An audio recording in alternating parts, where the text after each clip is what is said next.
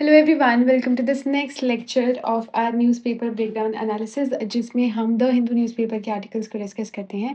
और आज का हमारा आर्टिकल है US announces permanent tariff on forced labour goods, India remains at 10%।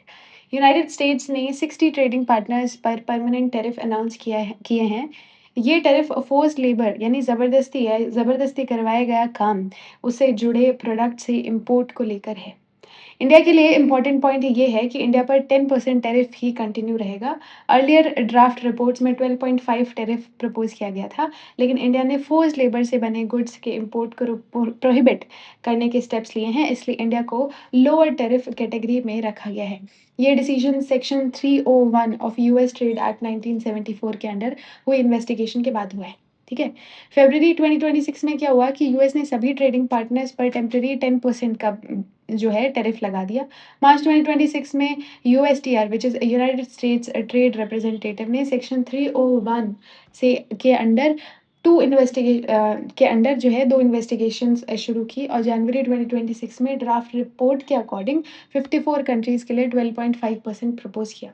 और वहीं अगस्त में फाइनल रिपोर्ट के अकॉर्डिंग इंडिया को 10% कैटेगरी में रखा गया है और टेम्पररी टैरिफ एक्सपायर हुआ और परमानेंट टैरिफ फ्रेमवर्क अनाउंस हुआ। ठीक है। पहले क्या था, फरवरी 2026 में देख लिया हमने कि यूएस ने 150 वाला वो किया था, जो भी है समझ चुके हैं। Now will discuss about what is tariff. Tariff ये चीज़ क्या होती है ना, इसके बारे में हम पहले भी डिस्कस कर चुके हैं, लेकिन what is tariff, let's just talk about it. ठीक है। टैरिफ का मतलब होता है इम्पोर्ट ड्यूटी। ये एक टैक्स होता है जो किसी इम्पोर्टेड प्रोडक्ट पर लगाया जाता है। एग्जाम्पल, अगर इंडिया ने यूएस को टेक्सटाइल एक्सपोर्ट किया और उस पर 10% टैरिफ लग गया, तो इम्पोर्टर को एक्स्ट्रा टैक्स देना पड़ेगा। रिजल्ट ये होगा कि इंडियन प्रोडक्ट्स यूएस मार्केट में कंपैरेटिवली एक्सपेंसिव हो जाएंगे। ठीक है, बोला अ tariff is a tax imposed on imported goods.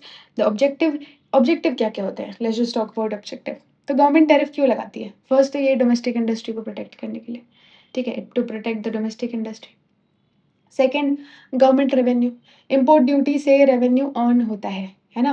Correct, ये अनफेयर जो ट्रेड होती है समटाइम्स वो भी करेक्ट होती हैं। डंपिंग, सब्सिडीज या फोर्स लेबर जैसे अनफेयर जो प्रैक्टिसेस होती हैं उनको डिस्करेज करता है। स्ट्रेटेजिक प्रेशर भी बनाता है ना। It acts as a trade policy instrument as well. Trade को फॉरेन पॉलिसी टूल की तरह यूज किया जाता है। अब व्हाट इज फोर्स्ड लेबर, है ना। इंटरनेशनल लेबर ऑर्गेनाइजेशन के हिसाब से किसी व्यक्ति से उसकी मर्जी के बिना थ्रेट, कोercion या पनिशमेंट के फेयर में काम करवाना is forced labour. Simple language में इंसान को धमकी, वायलेंस, डेट या प्रेशर के थ्रू काम करवाना इज फोर्स्ड लेबर। इसके कुछ एग्जाम्पल्स देखने को मिलते हैं: debt bondage, human trafficking, child labour, prison labour and modern slavery. ठीक है। Why is forced labour a trade issue? ये ट्रेड इशू क्यों है? अगर किसी फैक्ट्री में वर्कर्स को सैलरी नहीं मिलती, बहुत कम वेजेस मिलते हैं, ज़बरदस्ती काम करवाया जाता है, तो प्रोडक्शन कॉस्ट बहुत कम हो जाती है। रिजल्ट ये होता है कि प्रोडक्ट चीप बन जाते हैं, इससे ऑनेस्ट कंपनीज compete नहीं कर पाती हैं। इसलिए यूएस कहता है कि फोर्स लेबर सिर्फ ह्यूमन राइट्स इशू नहीं है, ये अनफेयर ट्रेड प्रैक्टिस भी है। Section 301 of US trade act 1974 कहता है, इसके थ्रू जो है प्रेसिडेंट या यूएसटीआर किसी भी फॉरेन कंट्रीज के अगेंस्ट एक्शन ले सकता है अगर उसकी ट्रेड प्रैक्टिस यूएस को हार्म कर रही हो। ठीक है। इसमें पावर क्या होती है? एडिशनल टैरिफ्स लगा सकते हैं, इंपोर्ट रेस्ट्रिक्शन लगा सकते हैं, सस्पेंशंस ऑफ ट्रेड कंसेशन, है ना, ट्रेड सैंक्शंस, ये सब हमको देखने को मिलते हैं। ठीक है। ओके, आगे बढ़ते हैं। अब दो सेक्शन आते हैं इसमें, दो सेक्शन आते हैं under 301 investigation. What are these? ठीक है। इन्वेस्टिगेशन 1 ये फोर्स लेबर के बारे में बात करती है। क्या कंट्रीज फोर्स लेबर से बने प्रोडक्ट्स को इंपोर्ट होने से रोक रही हैं? रिजल्ट, अगर इसी इन्वेस्टिगेशन के बेसिस पर परमानेंट टैरिफ जो है वो अनाउंस किया जाता है। इन्वेस्टिगेशन 2 ये एक्सेस मैन्युफैक्चरिंग कैपेसिटी की बात करती है। इसका मतलब क्या है? क्या कुछ कंट्रीज सब्सिडाइज्ड या एक्सेसिव मैन्युफैक्चरिंग करके यूएस इंडस्ट्रीज को डैमेज कर रही हैं? अभी इन्वेस्टिगेशन चल रही है, फ्यूचर में इस पर टैरिफ लग सकते हैं। अब why did India remain at 10%?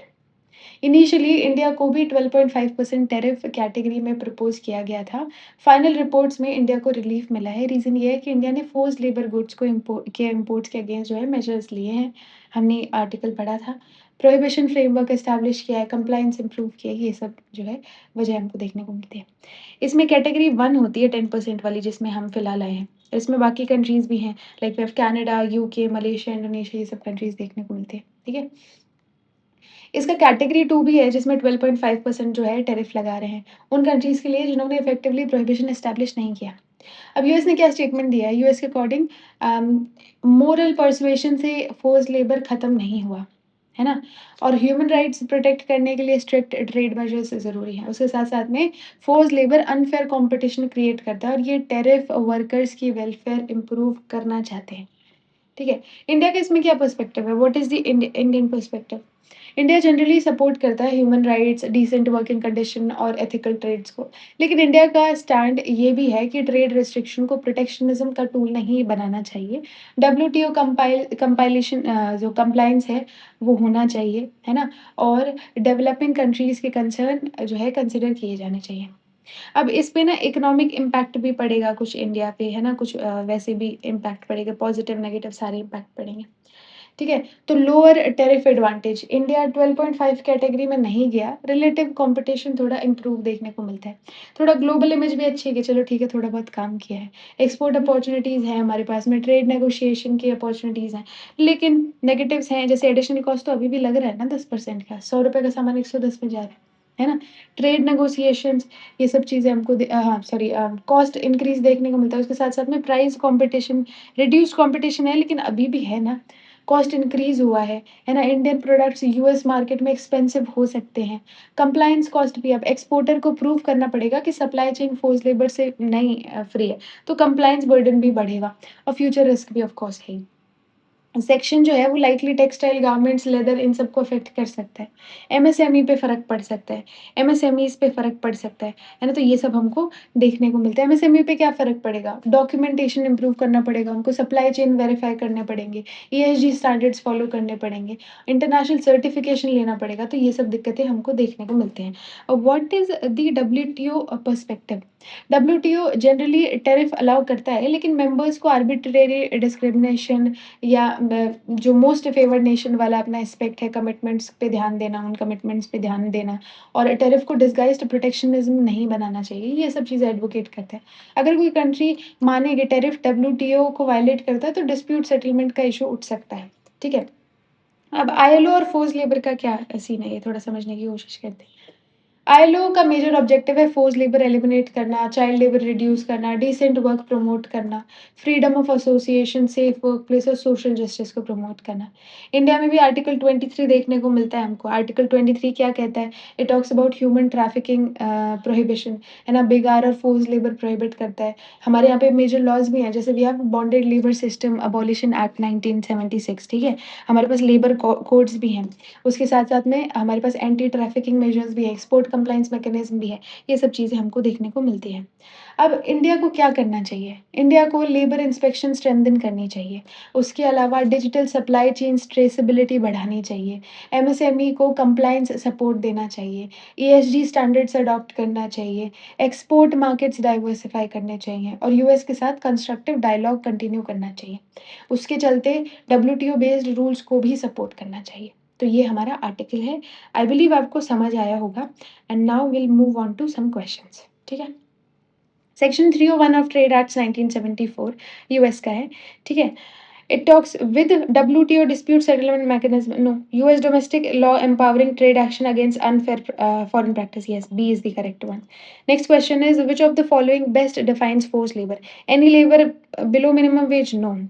Labor extracting labor extracted under threat or coercion without voluntary consent. Yes, this is correct.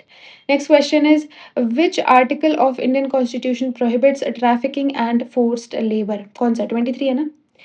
Next is which investigation by US is still pending? कौन सी है? Currency manipulation, force labour तो हो गई ना, excess manufacturing capacity affecting, ये investigation 2 is still pending, ठीक है? Which of the following is not a potential impact of tariff? Higher import prices, ये तो होता है। रिड्यूस्ड एक्सपोर्ट कम्पिटिटिवनेस, ये भी होती है। इंक्रीज्ड ट्रेड कॉस्ट, ये भी होता है। Automatic increase of free trade, नहीं ऐसा तो कुछ नहीं होता, तो D is the wrong option. ये आपके मेंस के क्वेश्चन हो सकते हैं। Human rights concern are increasingly shaping international trade policy. Discuss with reference to a recent US tariff on forced labor goods. Critically examine the implication of unilateral tariff measures such as those imposed under Section 301 of the US Trade Act for India and multilateral trading system.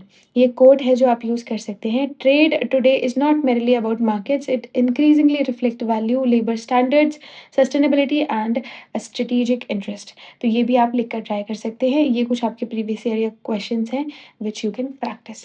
I hope ये lecture आपके लिए helpful रहा होगा। अगर ये lecture आपके लिए किसी भी तरीके से हेल्पफुल रहा, then please hit the like button and subscribe to this channel. Thank you so much and keep learning.